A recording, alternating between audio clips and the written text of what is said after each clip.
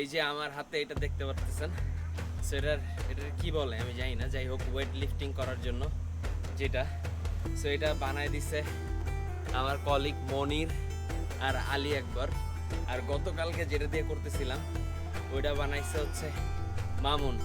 So ওরা কিন্তু আমাকে প্রচুর পরিমাণে কোঅপারেট করতেছে আমার ওয়ার্কআউট করার জন্য, যাক হুইচ ইজ ভেরি গুড। ওদের বডি এমনিতেই খুব ভালো, আমার মতো এরকম না। সো ওরাও মাঝে মাঝে এটা দিকে ব্যায়াম করে, ওদেরকে অসংখ্য ধন্যবাদ। আজকে ওদের জন্যই আমি ডে 17-এ এই জিনিসগুলো নিয়ে ওয়ার্কআউট করতে পারতেছি।